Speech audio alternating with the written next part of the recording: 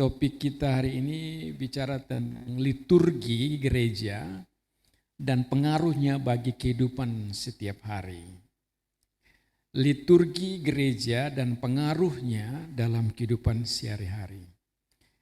Kalau bicara tentang liturgi, kita semua sudah tahu istilah nama dari liturgi itu sendiri. Kita mendengar dan orang yang tidak sekolah pun juga sudah biasa dengan kata liturgi. Dan karena mereka sudah biasa, kebanyakan orang berpikir bahwa liturgi itu ada hubungannya dengan ibadah. Entah itu ibadah di hari Minggu atau ibadah rumah tangga. Nah, hari ini saya mau kita untuk melihat bahwa liturgi pada hari Minggu itu punya pengaruh besar bagi kehidupan kita. Bagi kegiatan kita hari Senin, hari Selasa sampai hari Sabtu. Nah, kita harus melihat bahwa liturgi hari Minggu itu begitu penting. Kalau orang tidak memahami akan liturgi hari Minggu, maka kehidupan orang itu akan rusak. Kalau orang tidak memahami apa arti daripada liturgi hari Minggu, maka kegiatan dia setiap hari, hari Senin, entah dia kerja di sawah, entah dia kerja di kantor, akan berpengaruh.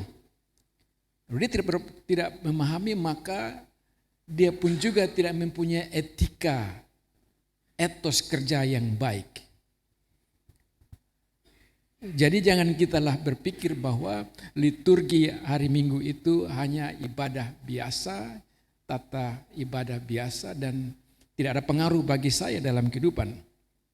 Maka itu mari kita melihat akan apa arti liturgi itu sendiri dan bagaimana liturgi itu berpengaruh bagi kehidupan saya, bagi kehidupan kita, bagaimana liturgi itu berpengaruh bagi pendidikan saya terhadap anak-anak, bagaimana liturgi itu berpengaruh terhadap hubungan saya dengan istri dan suami, hubungan saya dengan para pekerja di rumah, di sekolah, di gereja, di masyarakat. Itu ada pengaruh yang besar. Dan untuk memahami itu, mari kita melihat pertama-tama akan kegiatan gereja atau liturgi yang biasa dijalankan pada hari Minggu. Kalau kita memperhatikan akan kegiatan pada hari Minggu, liturgi pada hari Minggu, pada dasarnya liturgi itu dibagikan dalam dua bagian yang terjadi prakteknya. Dalam gereja-gereja di dunia ini ada dua bagian besar liturgi. Yang pertama adalah liturgi yang bebas. Liturgi bebas artinya bahwa ada pemahaman orang berpikir bahwa Tuhan itu adalah Tuhan yang memberikan kebebasan kepada kita, maka kita bisa melakukan ibadah gereja dalam gereja dengan model kita sendiri. Kita mau ibadah kepada Tuhan dengan cara kita sendiri, terserah. Ada pemimpin di sini, tetapi ada juga orang yang bisa berbicara, dia bangun berdiri dan dia bisa berbicara. Saya berbicara, ada orang yang bisa mengatakan amin. Ada orang yang bisa mengatakan haleluya, ada orang yang bisa mengatakan ya atau saya tidak setuju. Nah, itu liturgi yang bebas. Bebas mengekspresikan.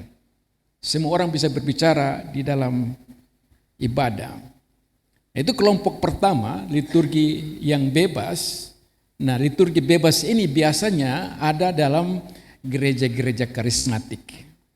Gereja-gereja karismatik itu adalah gereja-gereja Pentakosta, gereja-gereja GSJA, lebih bebas, mereka mau buat apa saja terserah. Dan begitu pun juga dengan nyanyian-nyanyian. Nyanyian-nyanyian itu bisa secara spontanitas. Mengapa ada liturgi yang bebas seperti itu? Karena dalam gereja-gereja bebas, gereja-gereja yang karismatik yang menunjukkan bahwa liturgi itu bebas, mereka pada dasarnya berpikir bahwa Roh Kudus bekerja di dalam hati mereka, dan karena itu mereka bisa mengekspresikan akan apa yang mereka pikirkan bergantung kepada pekerjaan Roh Kudus dalam hati mereka. Yang kedua adalah liturgi yang teratur, formal. Liturgi yang teratur atau formal itu adalah liturgi yang telah diatur oleh pemimpin-pemimpin gereja, dan itu liturgi di mana pemimpin-pemimpin gereja telah mengaturnya sedemikian sehingga liturgi berjalan dengan baik, dengan sopan, dan tidak sembarang orang bisa menyatakan sesuatu pada saat ibadah dijalankan. Nah, dari awal saya katakan bahwa liturgi itu mempunyai pengaruh yang besar bagi kehidupan kita. Dan dua jenis liturgi di dalam gereja itu kita lihat bersama-sama, ada yang bebas dan ada yang teratur. Nah, mungkin kita akan melihat sekarang apa arti liturgi itu sendiri. Apa arti kata liturgi? Kata liturgi itu saudara-saudara berasal dari kata Yunani. Bahasa Yunani, liturgi itu berarti melayani. Maka tadi kita baca dari Roma pasal yang ke-12 yang berbicara tentang pelayanan. Nah, kata liturgi itu digunakan dalam Septuaginta, terjemahan Yunani dalam Perjanjian Lama, untuk praktek pelayanan dalam bait suci. Seorang imam melayani di bait suci itu disebut dengan liturgi. Dan apa yang terjadi dalam ibadah hari Minggu? Di sana ada ibadah dalam rangka untuk melayani akan Tuhan. Ini untuk menunjukkan bahwa melayani Tuhan berarti menyembahnya. Melayani Tuhan bukanlah suatu kerja paksa, bukan suatu paksaan, tetapi melayani Tuhan dengan maksud untuk menyembah Sang Raja. Jadi liturgi itu berarti kita menyembah Sang Raja. Oleh karena kasih karunia Tuhan, kita diizinkan untuk bersekutu dengan Tuhan yang Maha Kuasa. Maka kita baca tadi dalam Roma pasal yang ke-12 ayat yang pertama, itu ayat yang penting untuk kita mengerti bahwa liturgi mempunyai pengaruh penting dalam kehidupan kita. Lihat dalam Roma ayat 12 ayat 1 dikatakan, karena itu saudara-saudara, demi kemurahan Allah aku menasihatkan kamu supaya kamu mempersembahkan tubuhmu sebagai persembahan yang hidup, yang kudus, yang berkenan kepada Allah. Itu adalah ibadahmu yang sejati. Perhatikan baik-baik. Dikatakan itu adalah ibadahmu yang sejati. Ada hubungan yang erat ibadahmu sejati dengan kehidupan kita sehari-hari. Jadi liturgi adalah ibadah kita kepada Tuhan. Dan ibadah kita kepada Tuhan itu berarti bahwa kita mempersembahkan akan kehidupan kita. Jadi kalau kita menjalankan akan kehidupan kita, kita harus mengerti bahwa pertama-tama kita harus tahu bagaimana cara kita menyembah Tuhan. Nah, kalau kita tahu bagaimana cara kita menyembah Tuhan, maka kita pun juga tahu cara kita mempersembahkan akan hidup kita, menyerahkan akan hidup kita pada hari Senin, Selasa sampai pada hari Sabtu.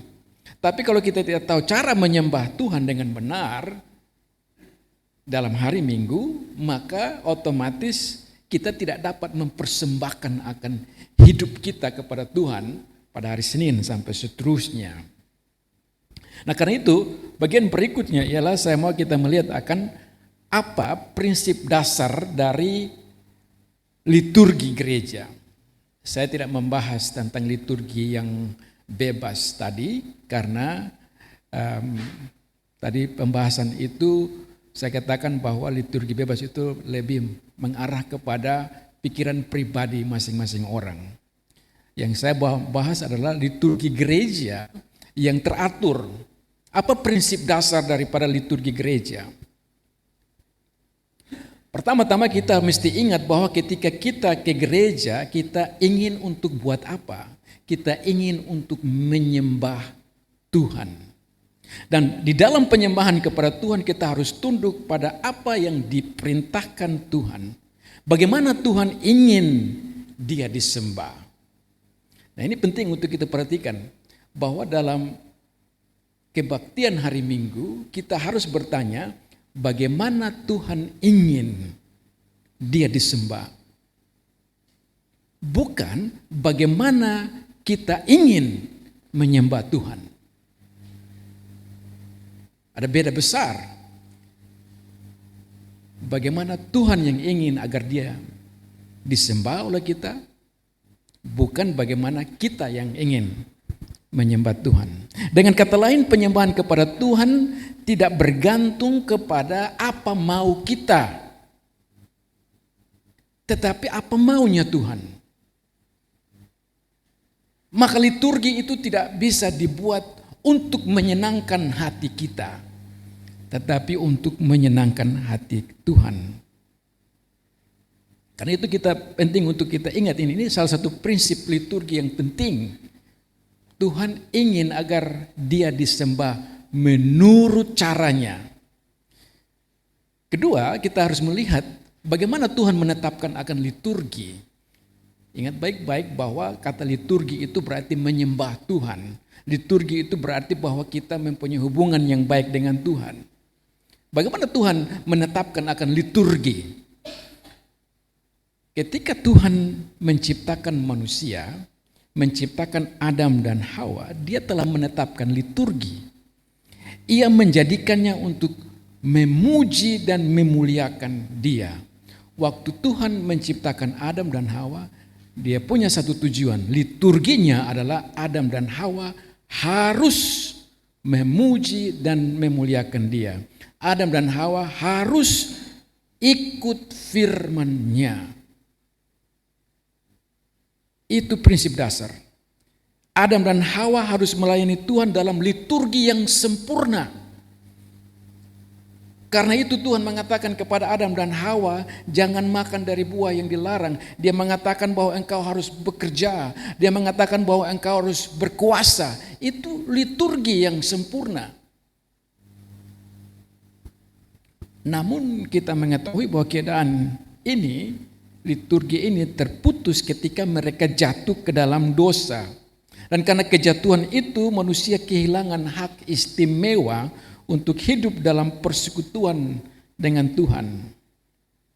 Nah, meskipun demikian, kita mengerti bahwa Tuhan berinisiatif memulihkan akan hubungannya dengan manusia. Makanya Ia datang kepada Adam dan Hawa setelah kejatuhan, dan Dia memberi janji kepada Adam dan Hawa. Dia memberi janji kepada Adam dan Hawa bahwa keturunan perempuan menemukan akan apa yang dijanjikan. Di sini kita melihat bahwa kasih pilihannya, keturunan perempuan menemukan kekuatannya dalam kenyataan bahwa Allah menyertai akan mereka. Sementara keturunan ular tetap bersandar pada kesombongannya. Yaitu kita baca dalam Kejadian pasal 4 ayat 23. Keturunan perempuan justru memperoleh kekuatan melalui persekutuan dengan Tuhan. Nah, setelah Adam dan Hawa, keturunan mereka hidup dalam persekutuan ini, mereka memanggil nama Tuhan, bertanya kepadanya dan mempersembahkan korban kepadanya, dan Tuhan menyertai mereka. Dalam sepanjang sejarah perjalanan Tuhan, kehadirannya menjadi lebih nyata melalui pembangunan kemah suci di Gunung Sinai. Dan kita melihat bagaimana Tuhan yang adalah Allah yang sempurna ini, Dia ingin agar manusia yang telah jatuh ke dalam dosa itu membangun akan kemah suci menurut aturannya. Nah, kita bertanya kenapa sampai Tuhan itu membangun akan kemah suci menurut aturannya. Kenapa Tuhan tidak beritahukan, ya lu mau bangun kemah suci menurut lu punya mau, terserah. Panjang lebar, tinggi kemah suci, silakan lu buat. Sebebas-bebas mungkin. Kenyataannya tidak. Tuhan mau supaya umat yang telah jatuh ke dalam dosa itu harus mempunyai hubungan yang baik dengan Dia. Dan karena itu Tuhan ingin agar penyembahan terhadap Dia itu disembah dengan aturan yang jelas. Kita bisa baca dalam Keluaran pasal 40 ayat 33 sampai ayat 38. Di sana Tuhan mengatakan, didirikannya tiang-tiang pelataran sekeliling kemah suci dan mezbah itu, dan digantungkannya tirai pintu gerbang pelataran itu. Demikianlah diselesaikan Musa pekerjaan itu. Jadi Musa menjalankan akan pembangunan kemah suci berdasarkan job deskripsi yang Tuhan katakan. Di sini kita melihat bahwa penyembahan kepada Tuhan, bahkan pembangunan akan kemah itu diatur oleh Tuhan. Dan apa yang terjadi ialah bahwa Tuhan melihat akan apa yang dibuat oleh Musa, bahwa Musa mengikuti akan liturgi yang benar sesuai dengan perintah Tuhan, maka Tuhan senang. Buktinya apa? Bukti bahwa Tuhan senang dengan liturgi yang ditetapkan oleh Tuhan itu sendiri, yang telah dijalankan oleh Musa, maka Tuhan berjanji Dia akan hadir dalam kemah suci. Maka kita ingat kehadiran Tuhan di dalam kemah suci itu, di mana Tuhan hadir, ada tiang awan, ada tiang api, dan kita melihat bagaimana kehadiran Tuhan setiap kali ada ibadah. Nah itu saudara-saudara diungkapkan, kita lihat misalnya dalam Mazmur 99 ayat 9 dikatakan, tinggikanlah Tuhan Allah kita dan sujud menyembah di gunungnya yang kudus, sebab Tuhan Allah kita kudus. Perkataan Tuhan Allah kita kudus itu menunjukkan sekali lagi bahwa liturgi ini tidak bisa dibuat berdasarkan pikiran kita manusia yang berdosa, yang kotor, tetapi harus berdasarkan Tuhan yang kudus.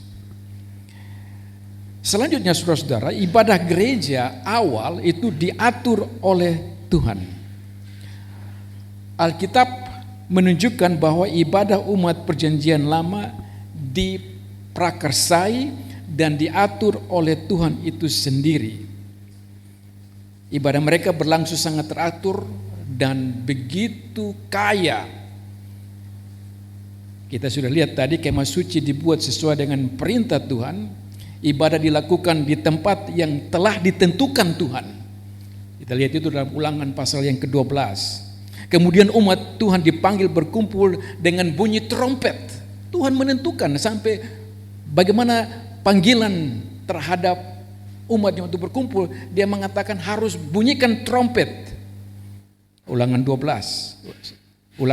Bilangan 10. Kemudian Tuhan mengatakan ibadah itu harus mencakup pembacaan akan hukum Taurat.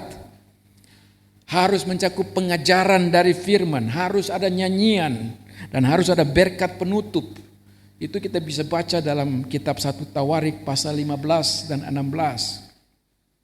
Unsur utama dalam ibadah umat Tuhan meliputi korban persembahan, ada pujian, ada doa bersama, dan ada berkat. Tapi kemudian saudara-saudara, Tuhan menunjukkan kepada kita bagaimana liturgi itu dijalankan setelah ada bait suci. Raja Salomo menempatkan barang-barang kudus peninggalan Daud ke dalam bait suci. Persekutuan antara Allah yang Maha Kudus dengan Israel adalah suatu anugerah yang besar yang hanya dapat terjadi melalui pengorbanan darah anak domba. Nah, pengorbanan darah anak domba itu adalah lambang daripada pengorbanan darah anak domba yang sesungguhnya, yaitu Yesus Kristus. Dengan kata lain, saudara-saudara, Tuhan ingin agar umat Tuhan taat kepada Dia, dan itu dimulai waktu mereka beribadah. Ada rasa hormat, ada rasa kasih, dan ada dedikasi kepada Allah yang Maha Kuasa, Allah Sang Pencipta. Dan karena itu, saudara-saudara, kalau kita memperhatikan dalam liturgi yang teratur itu, jemaat Tuhan waktu memulai dengan votum dikatakan pertolongan kita adalah dari Tuhan Allah yang menciptakan langit dan bumi. Berarti kita mengaku bahwa kita hadir di tempat di gereja karena Tuhan Sang Pencipta langit dan bumi. Bagian yang kedua, saudara-saudara, kita harus memahami bahwa Tuhan yang adalah Allah Sang Pencipta yang mengontrol, memelihara kita ini sangat peduli dengan liturgi. Persekutuan dengan umat Tuhan sangat berharga bagi Tuhan. Karena itu Ia memberikan hukum-hukumnya untuk melindungi kita. Tuhan memerintahkan umatnya untuk melayani Dia menurut aturannya. Tuhan begitu peduli dengan liturgi, karena itu Dia memerintahkan umatnya untuk melayani Dia menurut aturannya.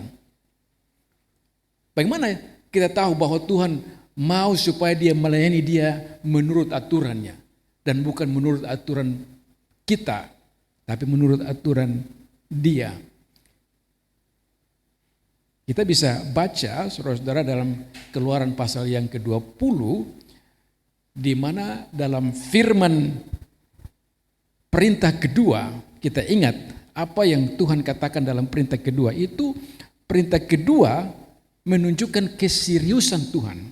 Dalam perintah kedua, 10 firman Tuhan dalam perintah kedua, Tuhan mengatakan begini: jangan membuat bagimu patung yang menyerupai apapun. Itu larangan. Kenapa Tuhan melarang ini? Karena Dia peduli dengan cara kita melayani Dia. Dia yang atur. Maka itu Dia bilang kita tidak boleh melayani Dia seperti bangsa-bangsa lain menyembah Tuhan dengan sembarangan. Maka itu Dia bilang, lihat dalam Keluaran 20, jangan membuat bagimu patung yang menyerupai apapun yang ada di langit di atas, atau yang ada di bumi di bawah, atau di dalam air di bawah bumi. Lalu dikatakan jangan sujud menyembah kepadanya atau beribadah kepadanya. Kata sujud, jangan sujud menyembah kepadanya, itu berarti bahwa waktu kita menyembah Tuhan, hati-hati dalam penyembahan kepada Tuhan. Tuhan mengatakan jangan sujud menyembah kepadanya atau beribadah kepadanya. Mengapa? Mengapa tidak boleh? Tuhan mengatakan sebab aku Tuhan Allahmu adalah Allah yang cemburu. Nah, kalau kita perhatikan itu kata-kata itu menunjukkan bahwa pelarangan tidak boleh menyembah akan patung ada hubungannya dengan pengetahuan kita terhadap Tuhan. Orang yang menyembah patung adalah orang yang tidak memahami siapa Tuhan. Orang yang menyembah patung adalah orang yang hidup dengan sembarangan. Karena apa? Karena dia tidak tahu bahwa Tuhan itu adalah Allah yang cemburu. Maka selanjutnya Tuhan mengatakan, aku adalah Tuhan Allah yang cemburu, yang membalaskan kesalahan bapa kepada anak-anaknya, kepada keturunan yang ketiga dan keempat dari orang-orang yang membenci aku, Tetapi aku menunjukkan kasih setia kepada beribu-ribu orang, yaitu mereka yang mengasihi aku dan yang berpegang pada perintah-perintahku. Nah, mengapa perintah ini diberikan? Karena Tuhan ingin agar liturgi itu berjalan sesuai dengan apa yang Dia mau. Dia ingin agar kita menyembah Dia dengan benar. Ya, perhatikan itu kata. Dia ingin agar kita menyembah Dia dengan benar. Benarnya apa? Siapa yang mengatakan benar? Yang benar itu datang dari Tuhan yang benar. Nah, Tuhan yang benar ini mengatakan kepada kita jangan menyembahnya dengan sembarangan. Dengan kata lain, semua bentuk penyembahan yang dibuat-buat sendiri adalah kekejian di mata Tuhan. Saya ulangi, semua bentuk penyembahan yang dibuat dari diri kita sendiri adalah kekejian terhadap Tuhan. Perintah ketiga, Dia mengatakan janganlah engkau menyebut nama Tuhan dengan sembarangan. Perintah ketiga itu mengajarkan untuk kita berseru kepadanya. Berseru bukan sembarangan. Maka itu kita tidak bisa mengatakan haleluya, haleluya dengan sembarangan, tidak. Tetapi haleluya itu berarti puji nama Tuhan. Dan puji nama Tuhan itu dengan hormat. Tidak dengan sembarangan. Kalau kita mengatakan haleluya, puji nama Tuhan dengan sembarangan, itu berarti kita sementara melanggar akan perintah ketiga. Jangan menyebut nama Tuhan Allahmu dengan sembarangan. Saudara bisa melihat ini. Bagaimana liturgi itu berpengaruh bagi kehidupan kita. Maka itu kita orang-anak Tuhan merasa risih ketika kita nonton film, lalu dalam film itu ada penyebutan nama Tuhan dengan sembarangan. Kita juga merasa risih ketika kita melihat anak-anak sekolah masih kecil terantuk mereka menyebut nama Tuhan dengan sembarangan. Nah, Bapak Majelis Gereja mesti perhatikan supaya tidak boleh menyebut nama Yesus dengan sembarangan, karena itu melanggar akan perintah ketiga. Jangan menyebut nama Tuhan Allahmu dengan sembarangan. Saudara lihat ini. Mengerti akan liturgi akan berpengaruh bagi kehidupan kita, etika kita, cara hidup kita. Nah, apa akibat? Akibat kebaktian yang sembarangan. Apa yang terjadi bila ibadah dilakukan dengan sembarangan? Apa yang terjadi bila kita menyembah Tuhan dengan sembarangan menurut pikiran kita? Kita mesti ingat bahwa Tuhan tidak berkenan. Perhatikan apa yang terjadi dengan pemimpin liturgi yang tidak menjalankan sesuai aturan Tuhan. Nanti pulang baru baca.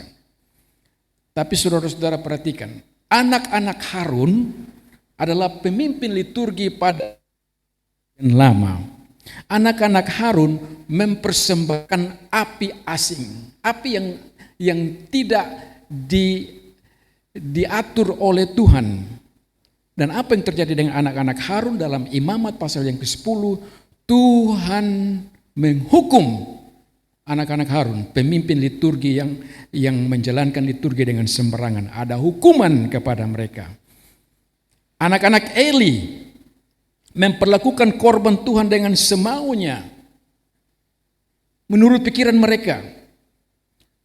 Dan apa yang terjadi dengan anak-anak Eli?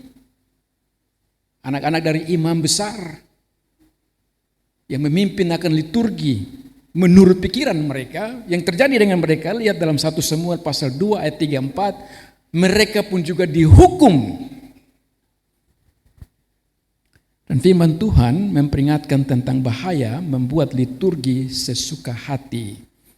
Yesaya pasal 1 ayat 12-14 dan Malaki 1 ayat 7 dan seterusnya, saudara bisa baca. Intinya ialah bahwa ibadah harus dijalankan dengan prinsip hormat kepada Tuhan. Karena Tuhan adalah Allah yang suci. Kita tidak boleh menajiskan rumah Tuhan dengan liturgi sembarangan.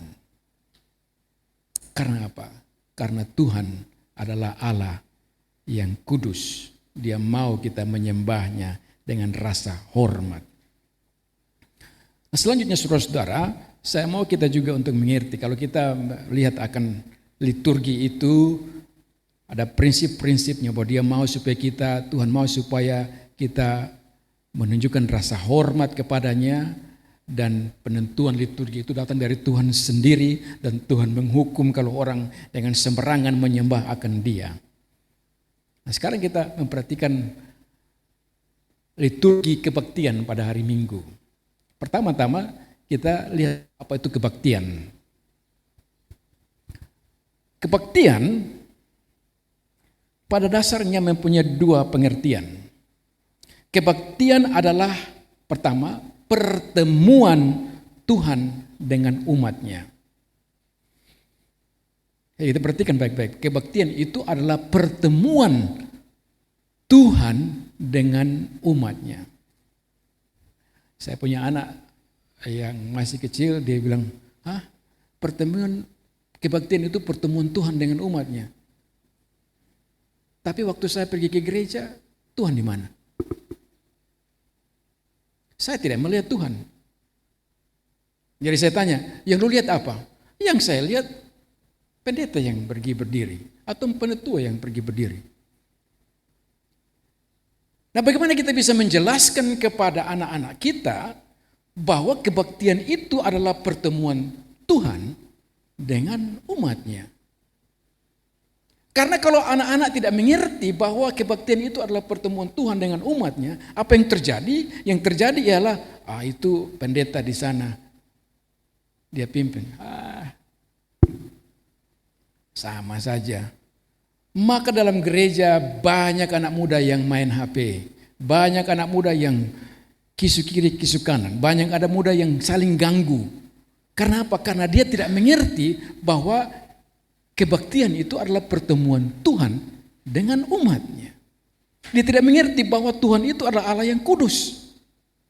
Maka itu ketika kita bicara tentang bobroknya Nusa Tenggara Timur, padahal Nusa Tenggara Timur ini 90% adalah orang-orang Kristen, baik itu Katolik maupun Protestan. Bobroknya kenapa? Karena tidak mengerti, tidak dimulai dari hari Minggu di mana kita menyembah Tuhan. Dan Tuhan mengarahkan kita untuk menyembah Dia dengan benar. Jadi kebaktian itu adalah pertemuan Tuhan dengan umatnya. Kedua, kebaktian adalah pertemuan antara sesama umat Tuhan. Jadi bukan hanya Tuhan dengan umatnya, tetapi sesama.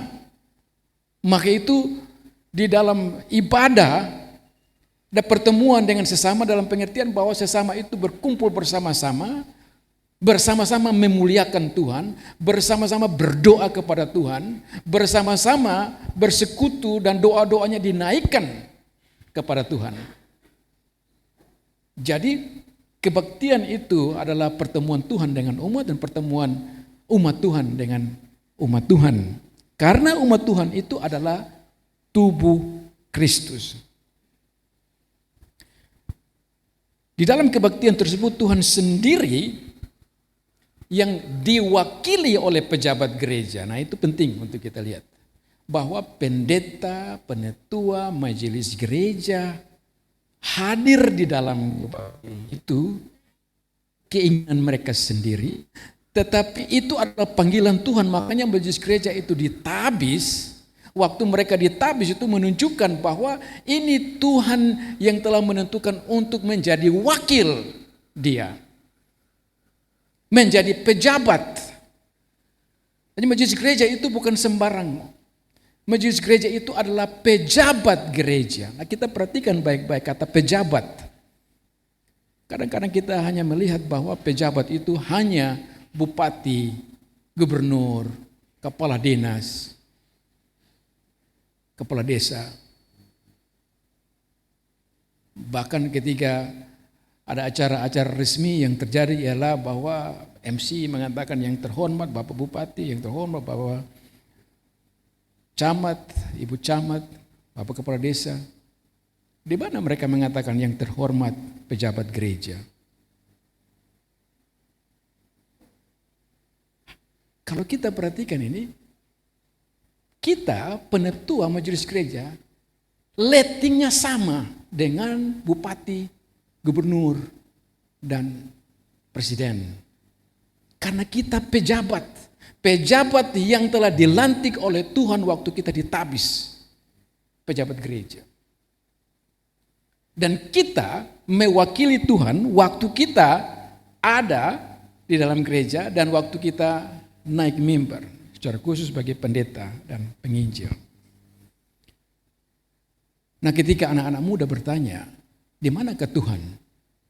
Tuhan itu diwakili oleh pejabat gereja. Maka itu waktu si pejabat gereja dia naik mimbar dan dia mengatakan, ada salam kasih karunia dan damai sejahtera diberikan kepadamu.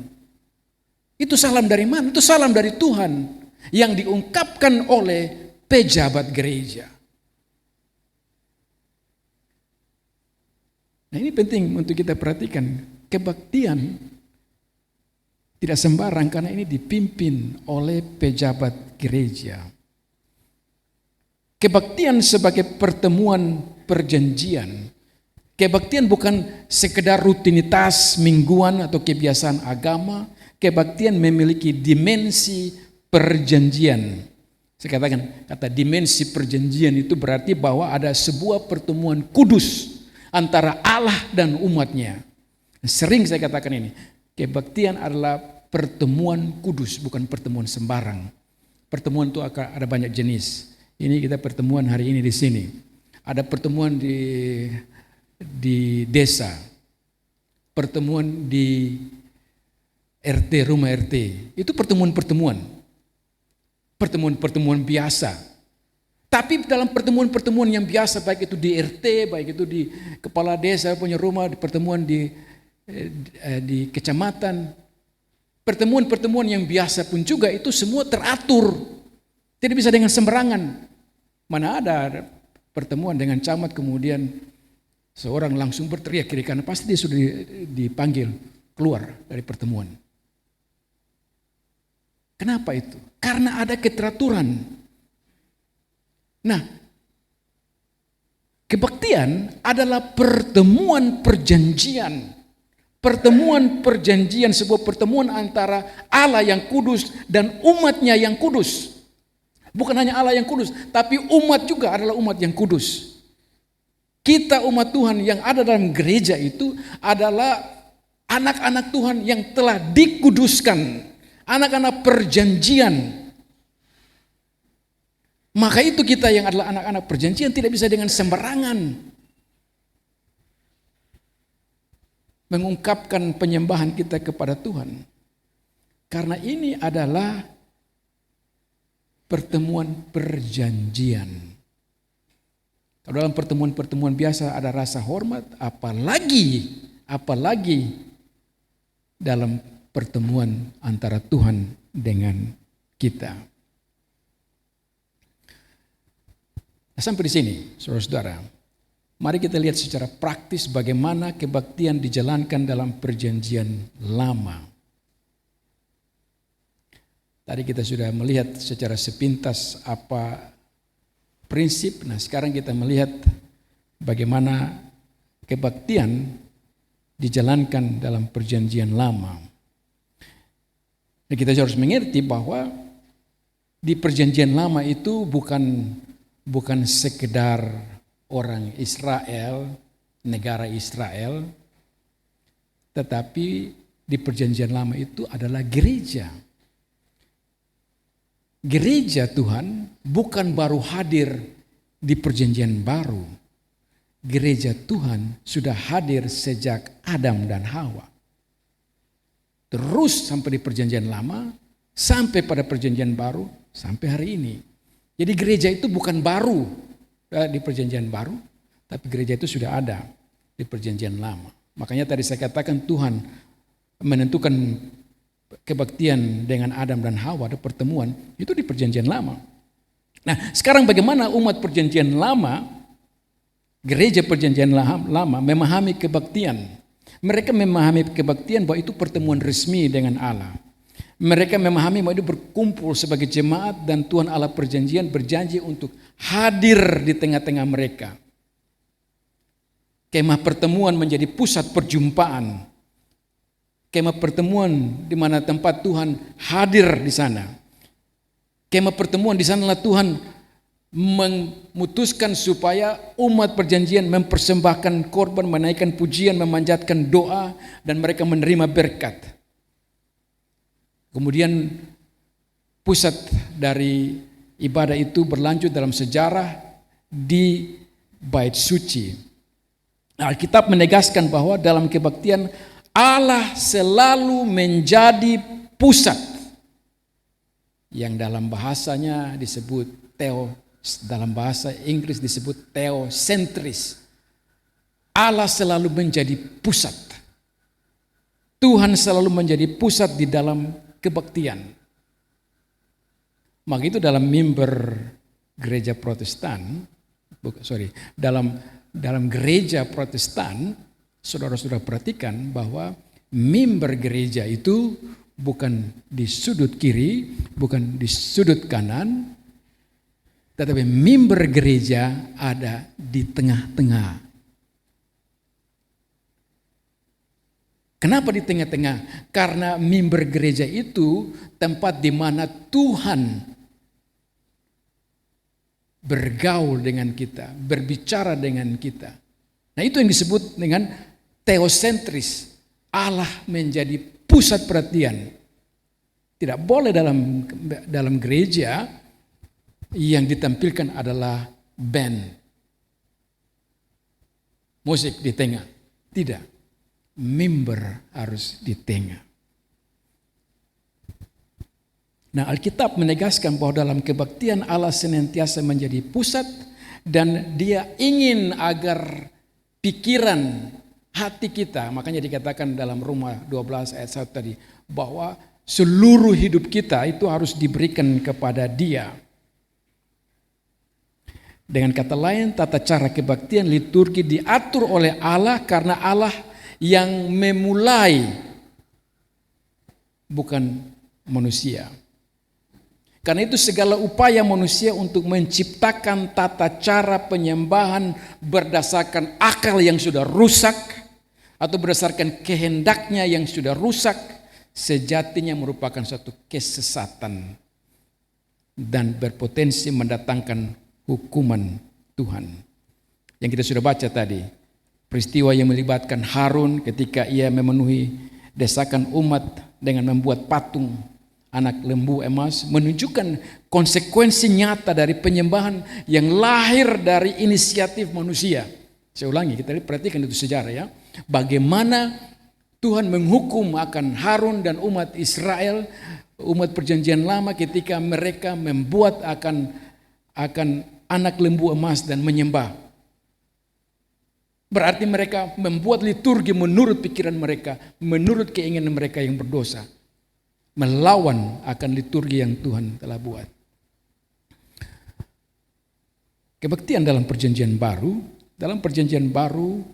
makna bait suci digenapi di dalam Yesus Kristus. Kita membaca itu dalam Yohanes pasal yang kedua ayat 20. Yesus adalah perwujudan kehadiran Allah yang sempurna. Melalui karyanya kita menerima hak istimewa untuk datang kepada Allah. Karena itu Yesus berkata dalam Matius 18 ayat 20, dikatakan, di mana ada 2 atau 3 orang berkumpul dalam namaku, di situ aku ada di tengah-tengah mereka. Janji ini menegaskan bahwa setiap pertemuan jemaat dalam nama Kristus, dalam pertemuan perjanjian, Tuhan hadir di tengah-tengah umatnya. Maka itu mari kita baca dari kitab Ibrani.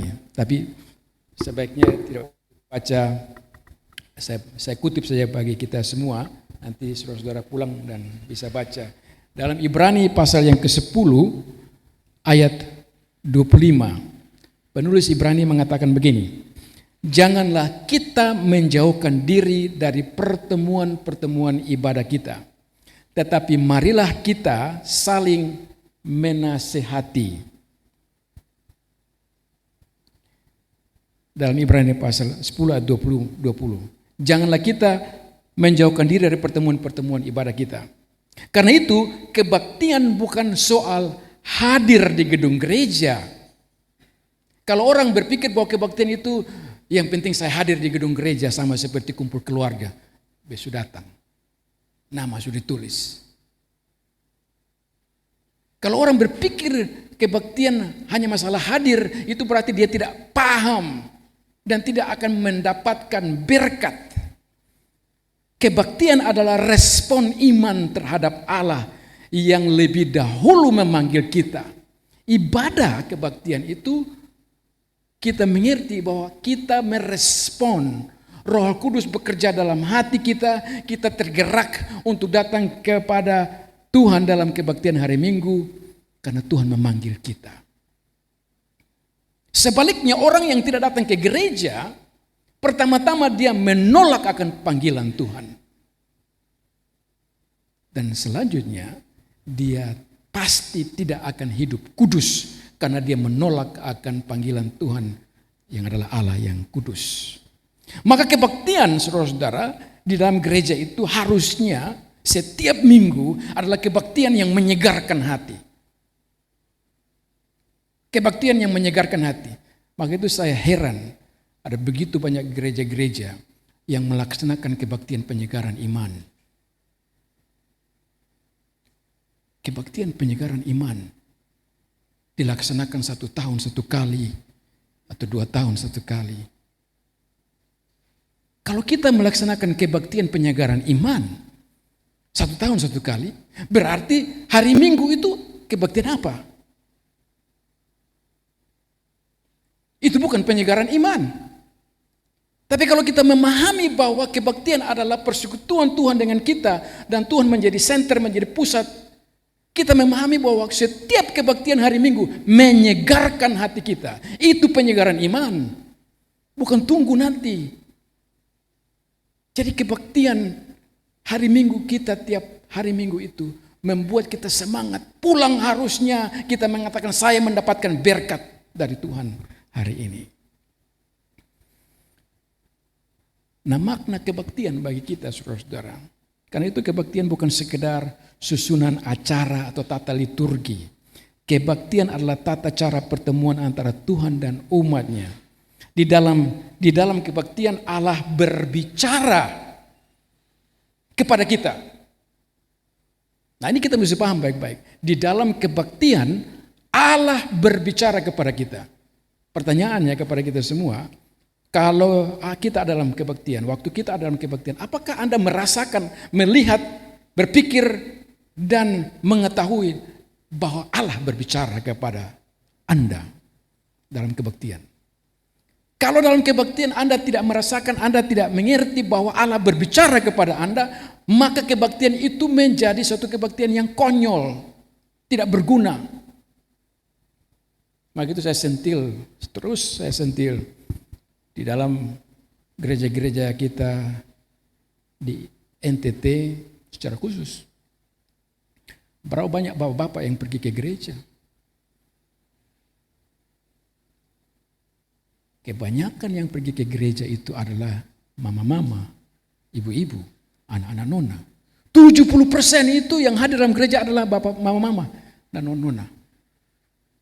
Di mana bapak-bapak? Karena bapak-bapak tidak mendapatkan makna kebaktian itu. Tidak memahami.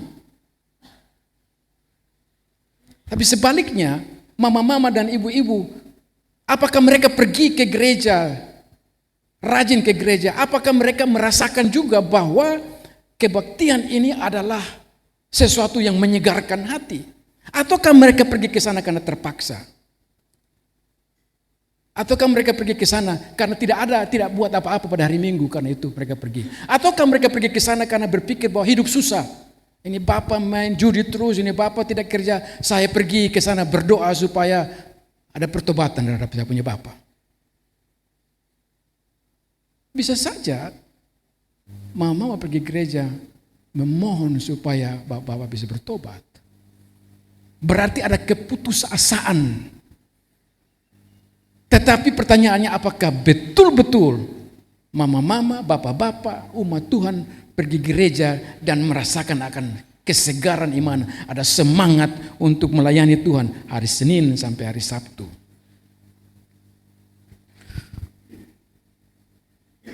Jadi itu sebabnya dalam seminar ini saya katakan bahwa liturgi itu dalam hari Minggu punya pengaruh yang besar bagi kehidupan kita. Hari Senin, orang yang memahami bahwa liturgi adalah pertemuan dengan Tuhan yang kudus, yang Tuhan memberikan berkat, pasti hidupnya akan baik, teratur, sukses. Sebaliknya kalau tidak, akan rusak. Nah sekarang saya mau kita lihat tata cara kebaktian. Berangkat dari pemahaman bahwa Tuhan yang menyatakan dirinya dalam Alkitab itu adalah Tuhan yang teratur. Dengar baik-baik, ingat baik-baik. Bahwa Tuhan yang menyatakan dirinya dalam Alkitab adalah Tuhan yang teratur. Dia bukan Tuhan yang sembarang. Dia bukan Tuhan yang harba biruk. Nah Tuhan yang teratur ini, Dia mau supaya kita beribadah kepada Dia dengan hormat dan teratur. Karena itu Tuhan memberikan petunjuk yang jelas dan terperinci bagaimana tata cara ibadah dalam perjanjian lama dan dalam perjanjian baru. Ada contoh dalam perjanjian baru di mana orang tidak menghormati Tuhan dalam ibadah.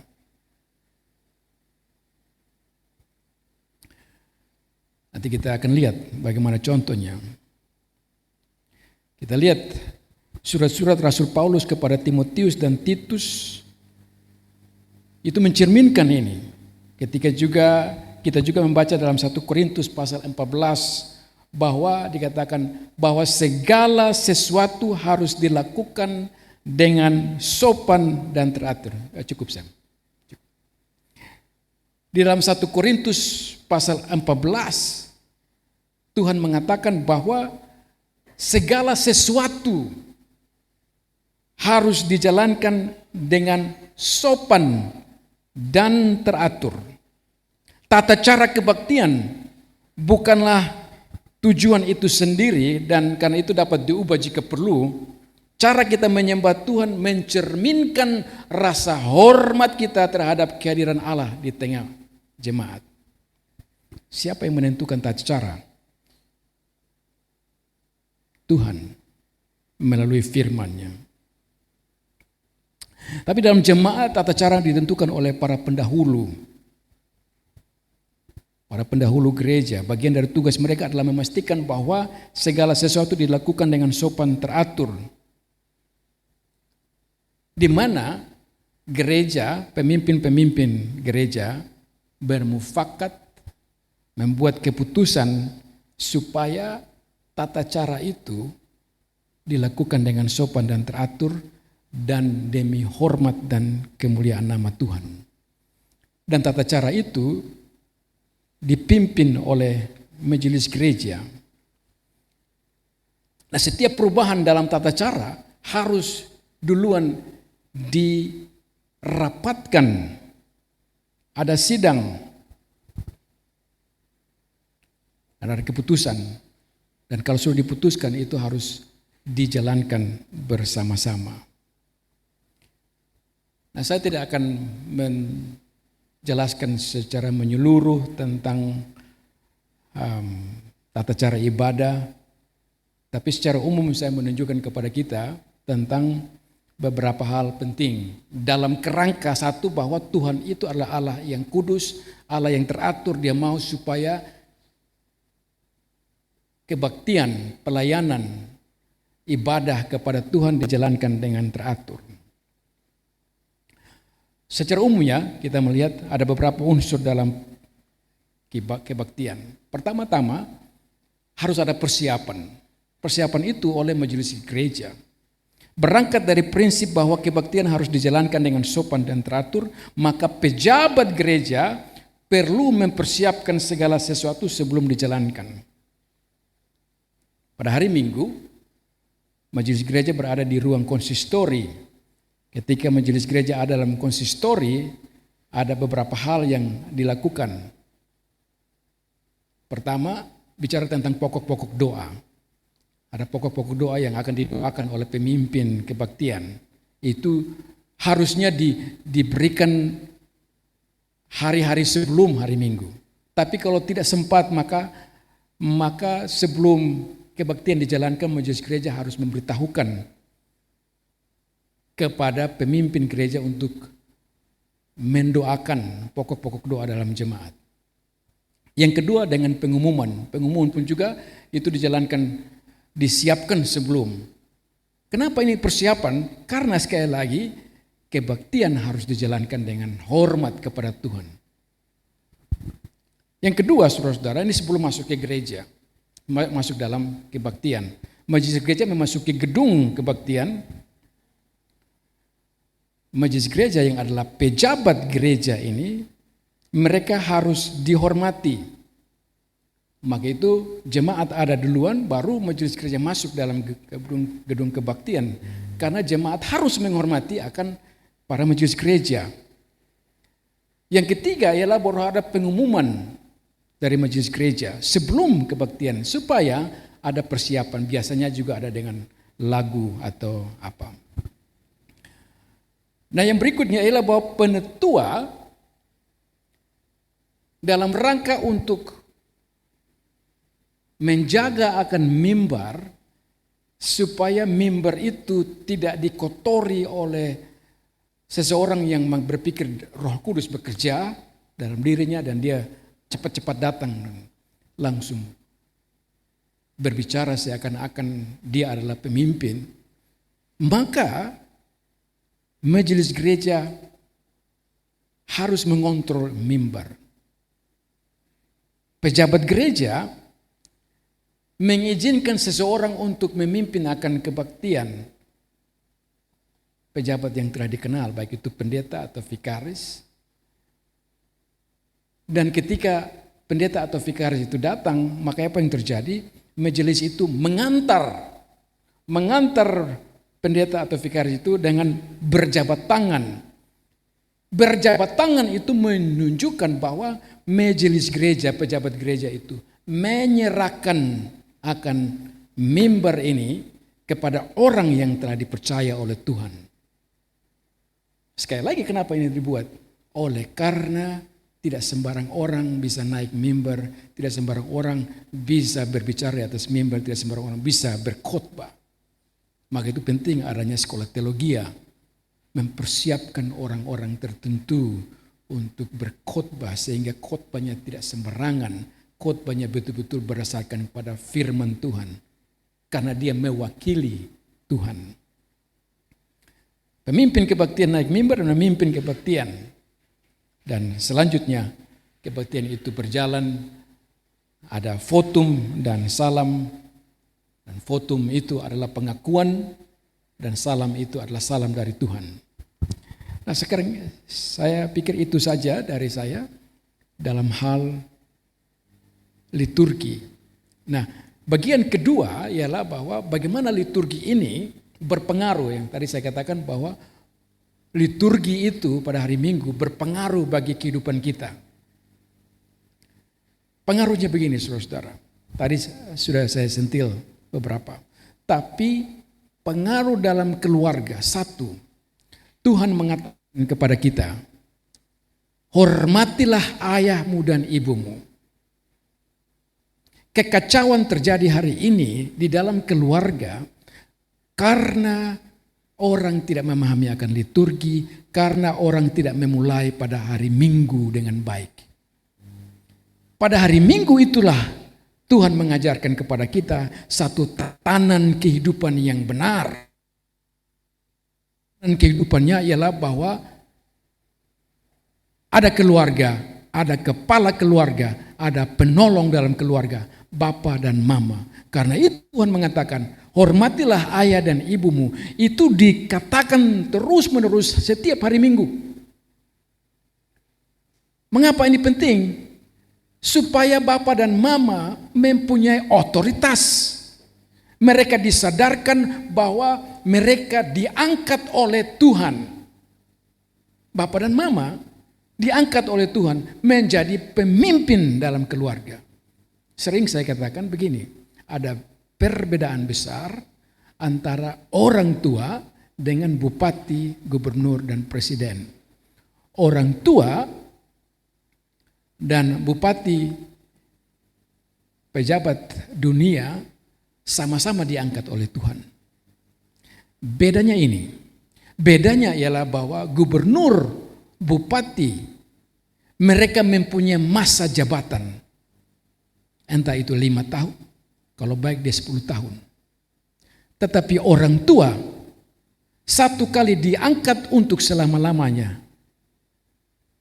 Itu berarti bahwa Tuhan mempercayakan akan kehidupan keluarga itu pada orang tua. Sejak dia nikah sampai dia mati. Itulah keistimewaan kita sebagai orang tua. Nah, keluarga ini hancur kalau Bapak tidak menghargai akan liturgi. Bapak tidak menghargai akan pendeta. Bapak tidak menghargai akan pejabat gereja. Maka anak-anak pun juga tidak akan menghargai Bapak. Apalagi mama. Meskipun mama datang ke gereja tiap minggu, anak-anak tidak akan menghargai mama. Kenapa? Karena Bapak rusak.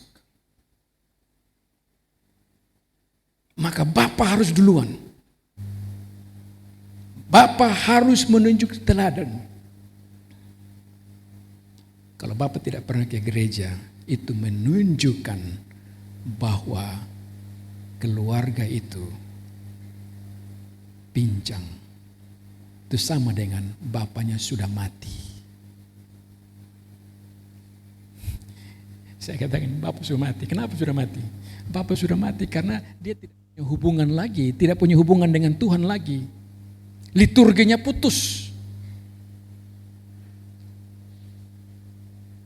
Kita punya hubungan dengan Tuhan. Bapa punya otoritas karena dia diangkat oleh Tuhan. Dan karena itu Bapa yang baik dalam keluarga, dia harus menyembah Tuhan. Jangan kita berpikir ya ini ada juga kan ada bapak-bapak yang tidak gereja tapi anaknya baik-baik. Baik menurut siapa? Baik menurut kacamata kita. Mungkin hari ini dia baik. Tapi kita tidak tahu 10 tahun, 20 tahun kemudian apa yang terjadi. Nah, Tuhan mengatakan, hormatilah ayah dan ibumu supaya lanjut umurmu. Itu perkataan yang penuh makna. Maka itu liturgi hari Minggu, ibadah kita hari Minggu saya katakan punya pengaruh yang besar pada hari Senin. Sampai pada etika kita bekerja. Dari mana kita tahu bahwa kita harus rajin? Dari mana kita tahu bahwa kita harus kerja keras? Kita disegarkan, diingatkan pada hari Minggu. Liturgi hari Minggu menyegarkan kita, mengingatkan kepada kita untuk kita terus bekerja, untuk kita terus berusaha. Dan kalaupun ada masalah, liturgi hari Minggu mengingatkan kepada kita bahwa Tuhan kita adalah Tuhan yang luar biasa. Dia mengampuni kita. Dan karena itu saya bisa kembali bekerja, saya bisa kembali melaksanakan kegiatan saya karena saya percaya, saya tahu bahwa Tuhan saya adalah Allah yang mengampuni.